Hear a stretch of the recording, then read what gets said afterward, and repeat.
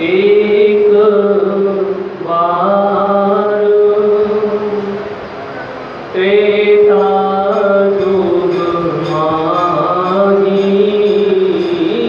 एक बार त्रेता युग माही, शंभु गए भजरी सिपाही। हाँ, शंभु गए भजरी सिपाही।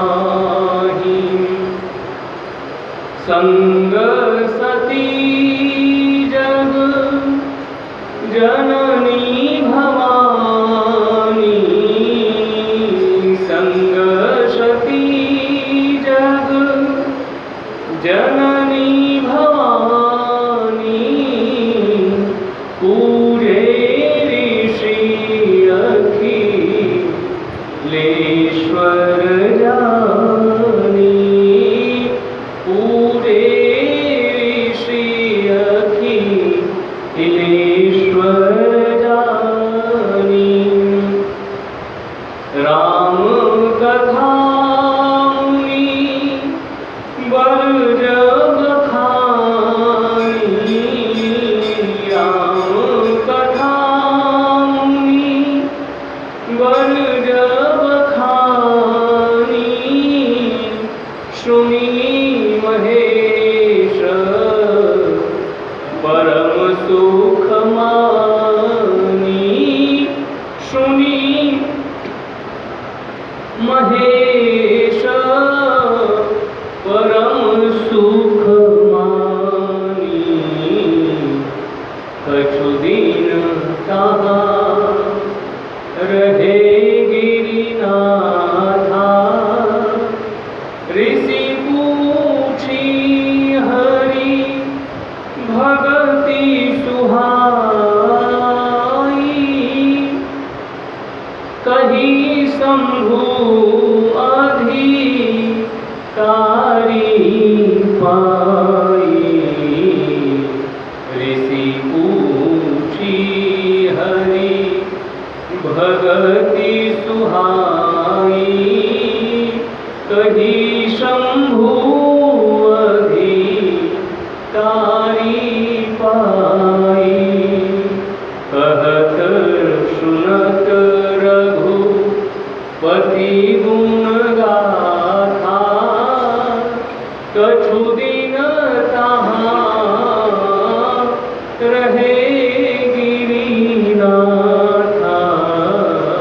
कहत सुनत रघुपति गुण गाथा, कछु दिन तहाँ रहे गिरिनाथा। बोलिए गौरी शंकर भगवान की जय।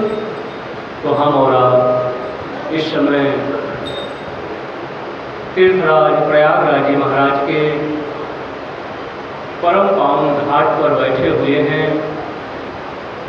महामुनि याज्ञवल्क्य जी और परम विद्वान शिरोमणि भरद्वाज जी महाराज के श्री चरण कमलों में बैठकर हम और आप भी उन्हीं के साथ भगवान की दिव्य कथा का रसास्वादन कर रहे हैं।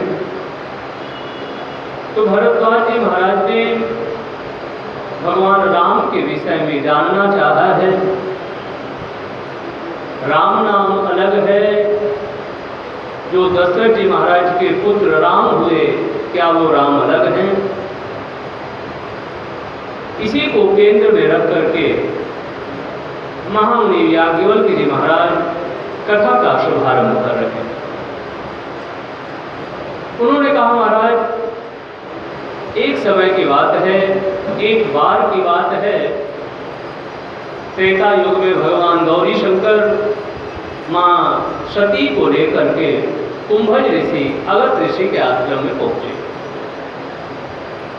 जब उस आश्रम में वो पहुंचे तो महामुनि अगस्त्य ऋषि ने अपने आश्रम में जगत के ईश्वर को आया हुआ देख करके वो उठ करके उन्होंने उनका स्वागत किया, आरती उतारी और उनके ऊपर फूलों की वर्षा किए और इसके बाद सुंदर उनको आसन दिया है।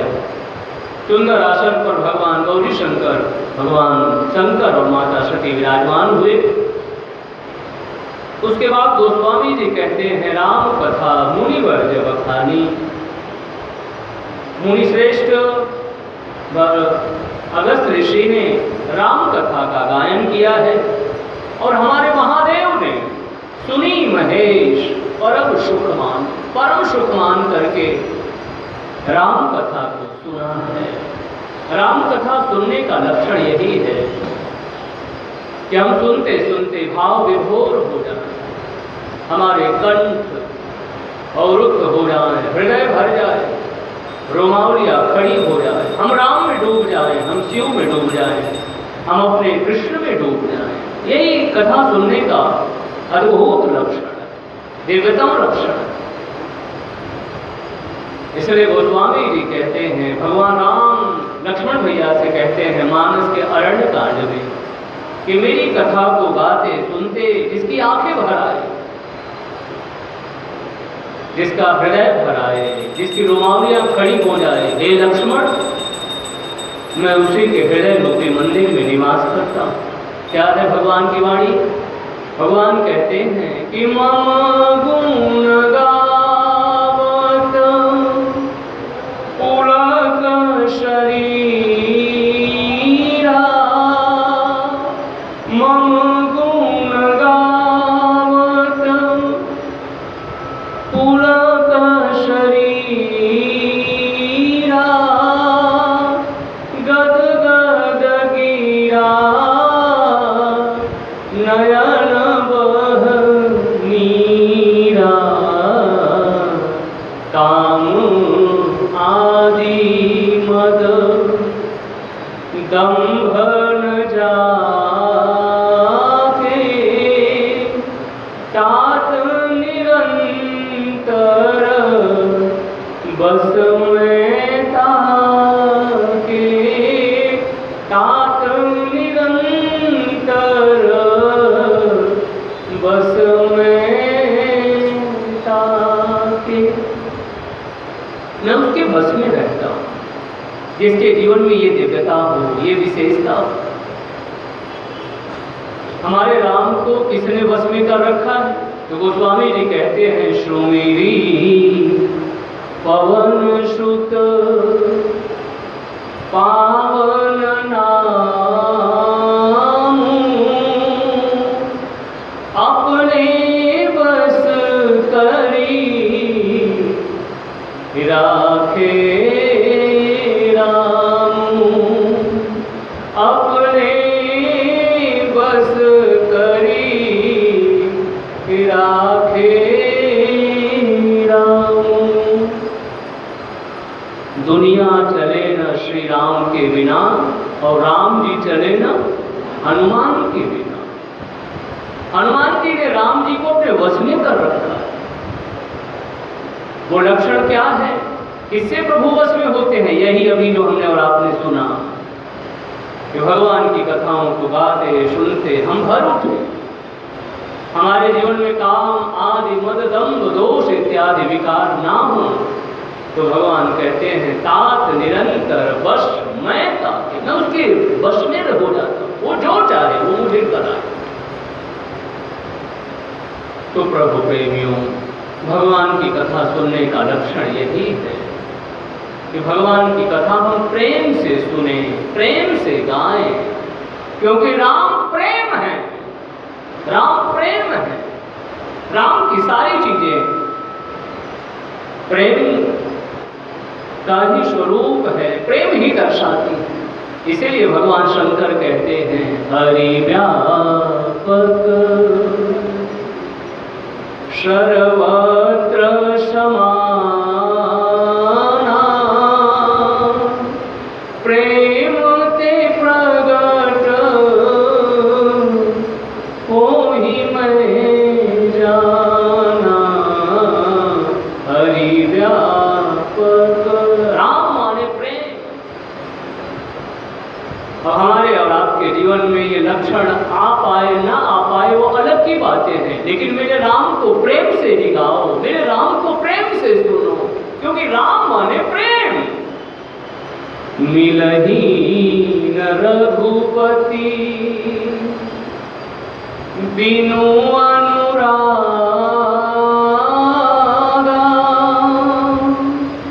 किए जोग तप ज्ञान विरागा। कुछ भी कर लो, मेरे राम जब तक प्रेम नहीं प्रकट होगा। बड़ा सुंदर भाव इसलिए भजन प्रेमियों ने रखा।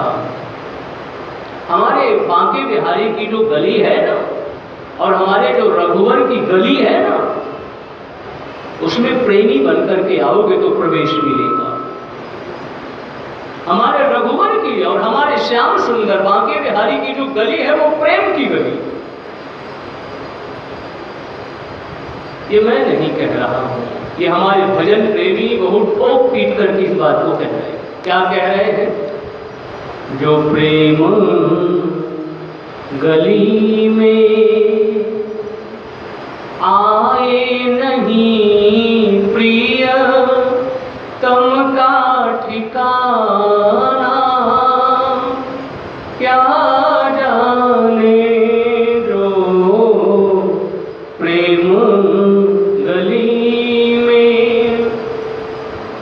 आए नहीं प्रिय तम का ठिकाना, क्या जाने जिसने कभी प्रेम किया ही नहीं वो प्रेम निभाना, क्या जाने जो प्रेम गली में आए नहीं प्रिय तम का ठिकाना, क्या जाने प्रियतम का ठिकाना। रघुवर को जानना है, हमारे कृष्ण मुरारी को जानना है तो प्रेम करना होगा, प्रेम सीखना होगा, प्रेम में उतरना होगा। तभी हम भगवान राम को, भगवान कृष्ण को, अपने महादेव को समझ सकते हैं, जान सकते हैं। तो प्रभु प्रेमियों, भगवत प्रेमियों, हमारे महादेव ने कथा को बहुत बहुत और बहुत प्रेम से सुना। सुनी महेश परम सुखम, थोड़े से सुख में उतर करके नहीं बल्कि परम सुख में उतर करके महादेव ने इस कथा का रसास्वादन किया। कथा का समापन हुआ। महामुनि अगस्त्य ऋषि ने भगवान विश्वनाथ से भगवान नारायण की हरि भक्ति पूछी। हे महाराज, आप मुझे नारायण की भक्ति बताएं, क्योंकि नारायण की भक्ति जिस रूप में मेरे महादेव जानते हैं ना, उस रूप में दूसरा कोई नहीं जानता। क्योंकि नारायण ही शिव है और शिव ही नारायण। इसलिए गोस्वामी जी ने बहुत प्यारी चौपाई रख दिया। गोस्वामी जी कहते हैं कि रघुपति की क्या भक्ति है वो भगवान शंकर से पूछो। शिव सम को रघुपति व्रत धारी, शिव सम को रघुपति व्रत धारी, बिनु अघत जी सतीयस नारी, बिनु अघत जी सतीयस नारी। तो नारायण की जो भक्ति हमारे महादेव जानते हैं, उस रूप में दूसरा कोई नहीं जानता। इसलिए महामुनि अगस्त्य ऋषि ने नारायण की भक्ति को पूछा है। हमारे महादेव ने नारायण की भक्ति को बताया है। और इसी कहते सुनने में कुछ समय तक हमारे जो गिरि के नाथ हैं वो एक जगह पर स्थिर हो गए। भगवत प्रेमियों, प्रभु प्रेमियों, हमारे सत्शास्त्र कहते हैं कि जब अच्छी चर्चा कहीं पर भगवत कथा गाई जा रही हो तो वहां पर कुछ देर तक रुक जाए हम, क्योंकि ऐसे स्थान रुकने के हैं साथ जहां व्यर्थ का विवाद हो, व्यर्थ की बातें हो, वहां पर कभी भी हमारा भूल करके भी रुकने का प्रयास ना करें। लेकिन अगर इस स्थल पर हम रुक करके थोड़े से भी शब्द हमारे कान में चले जाएंगे ना, तो हमारे लिए जिसे कहे राम बाण की तरह वो सिद्ध होंगे। राम बाण अमोघ होंगे। कभी कभी जीवन में कुछ ऐसी परिस्थितियां आती हैं जब हम ये सोचते हैं कि अब हम क्या करें, उस समय ये कथा ही हमें प्रकाश दिखाती है। और अंधेरे में यदि लाइट मिल जाए तो हमारा और आपका रास्ता कितना सुगम हो जाता है, हम और आप अपने गंतव्य, अपने स्थान तक पहुंच जाते हैं। तो प्रभु प्रेमियों, इसलिए हमारे महादेव कुछ दिनों तक रुक गए। महादेव को रुकने की क्या जरूरत है, लेकिन शंकर भगवान संकेत करते हैं, जीवन का एक बहुत बड़ा संदेश देते हैं, कथा में रुको। कथा में जब तक हम और आप समय नहीं देंगे, हमारे शास्त्र और हमारे संत कहते हैं, तब तक उसकी दिव्यता से हम और आप परिचित नहीं हो। वैसे तो ठीक है, थोड़ा सा हम बैठे, उसका भी एक फल तो है ही, क्योंकि हमने किसी भी रूप से अपने शिव को, अपने विष्णु को, अपने कृष्ण को, अपने राम को, अपने हनुमान को कैसे भी छुआ, उसका फल तो मिलना ही है, क्योंकि वो मंगल के भवन है। तो प्रभु प्रेमियों, बाकी हम और आप यदि एक विशेष समय देते हैं ईश्वर की साधना में तो उसका एक विशेष फल मिलता है। तो आइए थोड़ा सा इन्हीं भावों को हमें और आपको टटोलना है। इनमें जो बहुत सारे रहस्य भरे हुए हैं, इन्हीं रहस्यों को समझने का प्रयास करना है, क्योंकि गोस्वामी जी के एक एक शब्दों में बड़े बड़े रहस्य हैं। हम और आप सभी जानते हैं, किसी से छुपा हुआ नहीं है। एक एक शब्दों पर, एक एक चौपाइयों पर गोस्वामी जी के रिसर्च चल रहे हैं। कितने कितने बड़े बड़े डिग्रीधारी लोग एक एक चौपाई पर गोस्वामी जी की रिसर्च कर रहे हैं। लेकिन आप सभी को जानकर के खुशी होगी कि वो बहुत समय तक लगे रह जाते हैं, लेकिन उस चौपाई का पूरा अर्थ वो नहीं निकाल पाते। तो रहस्यों से भरे हुए हैं, और ये सारे रहस्य जो हैं बड़े प्रेरक हैं, बड़े श्रेष्ठ हैं, बड़े दिव्य हैं। तो आइए इस प्रसंग में गोस्वामी जी क्या बता रहे हैं उसको हम और आप थोड़ी अपनी छोटी मोटी बुद्धि के माध्यम से मोटे मोटे भावों के रूप में श्रवण करें। यहाँ पर यदि हम और आप देखें तो सती माता शंकर भगवान के साथ कथा को सुनने के लिए आई महामुनि कुंभज ऋषि के आश्रम में। जैसे ही कुंभज ऋषि के आश्रम में वो पहुंची, तुरंत जो मुनिश्रेष्ठ भरद्वाज, जो कुंभज ऋषि हैं, अगस्त ऋषि हैं, उन्होंने उठ करके उनका स्वागत किया, उनका सम्मान किया, उनको सुंदर आसन दिया। और उसके बाद जब सुंदर आसन दिया और उनका स्वागत किया है, फिर उसके बाद ये प्रश्न किया गया कि आखिर शंकर भगवान किस निमित्त से महामुनि कुंभज ऋषि के आश्रम पर आए थे। देखिए, एक बात हम और आप ये समझें, अधिकांश होता ये है कि दूसरे के यहाँ हम और आप कुछ पाने के लिए ही जाते हैं। यदि हम और आप देखें अधिकांश रूप में, बाकी और भी कुछ बातें होती हैं, लेकिन अधिकांश यदि हमें और आपको किसी से कुछ मांगने की जरूरत है, कुछ पाने की जरूरत है, तो हम और आप दूसरे के घर पर जाते हैं। यहाँ पर एक हम और आप आपस में संवाद के रूप में एक बात करें कि आखिर शंकर भगवान जो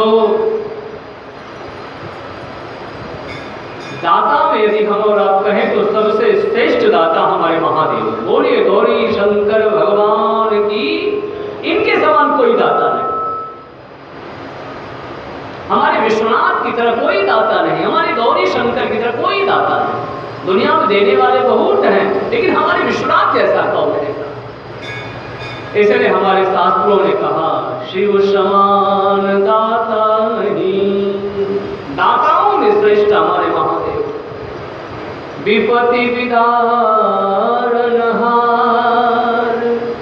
लज्जा सबकी राखियो, शिव बैलन के अश्वार।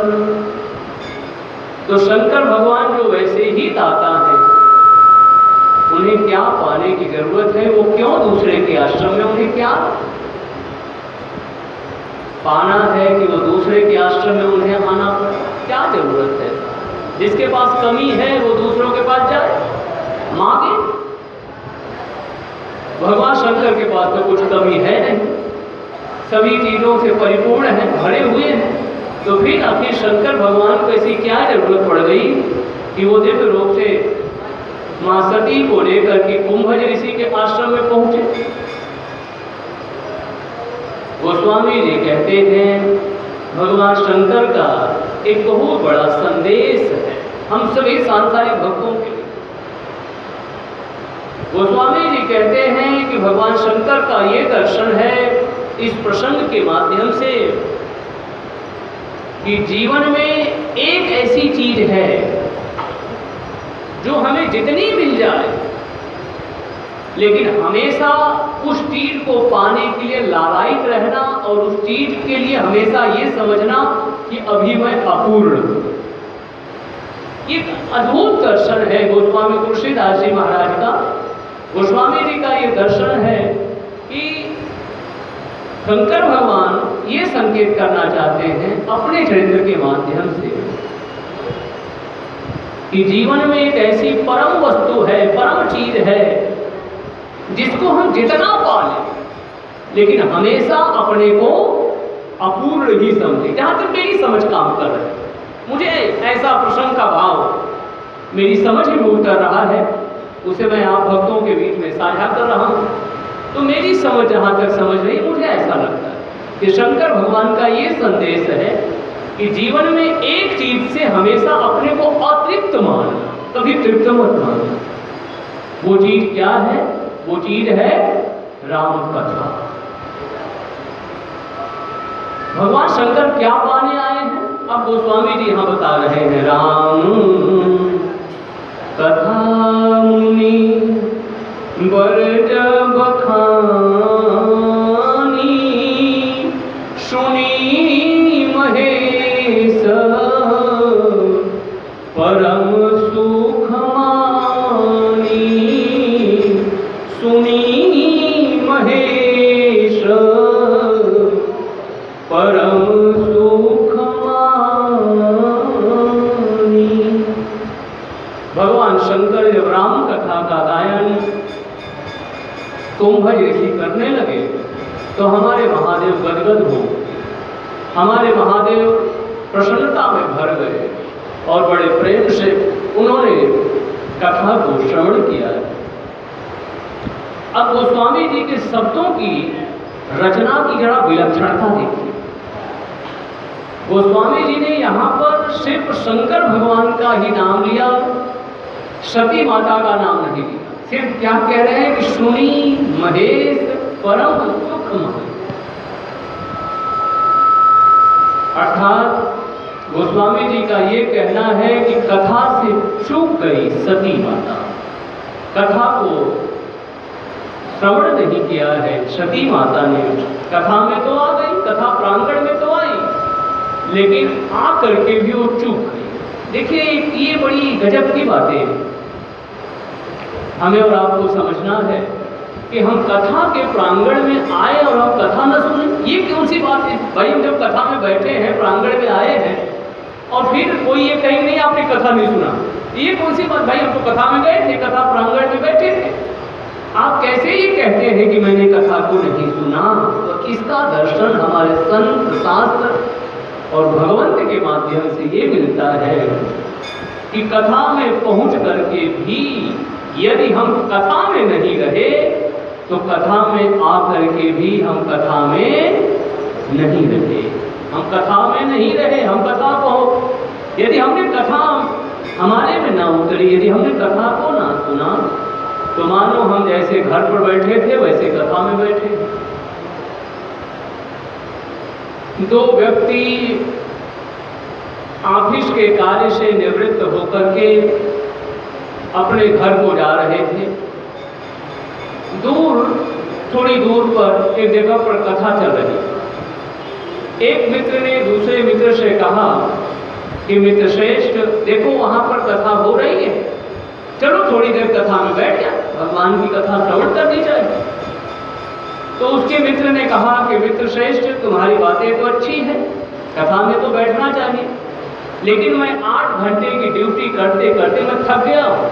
अब मैं घर में जाऊंगा, थोड़ा चाय इत्यादि पीऊंगा, अपनी श्रीमती जी से बातें करूंगा, और अब मेरा मेरी इच्छा कथा में जाने की नहीं। बोले ठीक है मित्र, तुम तो घर जाओ, मैं तो थोड़ी देर कथा में जाऊंगा। एक मित्र जो था वो कथा में आ गया और एक मित्र जो था वो घर पर चला गया। लेकिन संयोग देखिए, जो मित्र घर पर गया था उसने जो सोचा था उसके विपरीत सारी बातें घटी। उसका उसकी श्रीमती जी से विवाद हो गया, चाहे मिलने की बात कौन कहे, विवाद शुरू हो गया। अब वो मित्र सोचने लगा, ओह मैं यहाँ क्यों चला आया। अब मेरा मित्र मुझे कह रहा था कि चलो कथा हो रही है, मैं थोड़ा कथा में बैठ जाऊं। यदि मैं कथा में गया होता तो इस विवाद से बच जाता। अब जो मित्र कथा में आया था उसकी स्थिति क्या है? उस दिन की जो कथा हो रही थी वो कथा गूढ़ हो रही, कठिन कथा हो रही। अब उस मित्र के वो कथा पल्ले नहीं पड़ रही। अब वो मित्र सोच रहा है, अरे मैं क्यों चला आया, कथा तो मुझे समझ में ही नहीं आ रही। मेरा जो मित्र है वो घर पर गया होगा, चाय की चुस्कियां ले रहा होगा, अपनी पत्नी से अच्छी अच्छी मीठी मीठी बातें कर रहा होगा। अब ध्यान दीजिए, जो मित्र कथा में है वो पहुंच गया घर में, और जो घर में है वो पहुंच गया कथा में। तो ऐसे ही हम रहते तो हैं, आ तो जाते हैं कथा में, लेकिन यदि हम में कथा नहीं उतर रही है तो इसका मतलब यही है कि हम घर में ही बैठे हैं। और घर में भी बैठ कर के यदि हम यहाँ का चिंतन कर रहे हैं तो इसका मतलब हम सत्संग में ही बैठे। तो प्रभु प्रेमियों, भगवत प्रेमियों, यही अद्भुत बातें हैं कि जब हम कथा में जाएं तो कथा में ही रहें। ये बड़ी अच्छी बात है। वैसे अधिकांश यही होता है, जब हम कथा में रहते हैं तो कथा में ही रहते हैं। अब ये भी कभी कभी की बातें होती हैं कि घर परिवार की बड़ी बड़ी उलझनें हैं, बड़ी बड़ी समस्याएं। गोस्वामी जी भी कहते हैं कि गृह कारज ना जंजाला ते अति दुर्गम शैल विशाला। लेकिन मानस की ये अद्भुत बातें हैं। जब हम कथा में बैठते हैं तो घर की सारी विपरीत बातें और भी जगह की सारी विपरीत बातें सब समाप्त हो जाती हैं। बोलिए वृंदावन बिहारी लाल की। यहाँ एक ऐसी त्रिविध प्रकार की हवा बहनी शुरू हो जाती है कि हमें और आपको आराम मिलना शुरू हो जाता है। इसलिए आप देखिए, लोगों को कथा में नींद आने लगती। नींद क्यों आती है?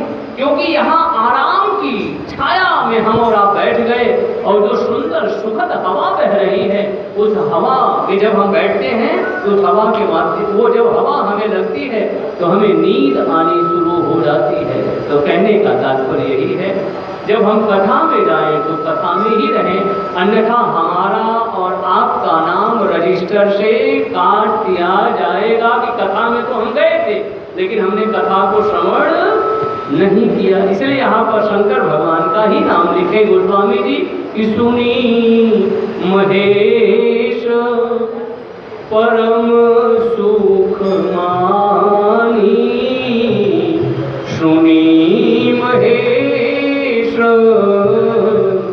परम सुख मानी। आप भक्तों का ध्यान मैं श्रीमद् भागवत महापुराण की तरफ लेकर के चलूंगा। बोलिए वृंदावन बिहारी लाल की जय। हरे राम राम राम सीता राम।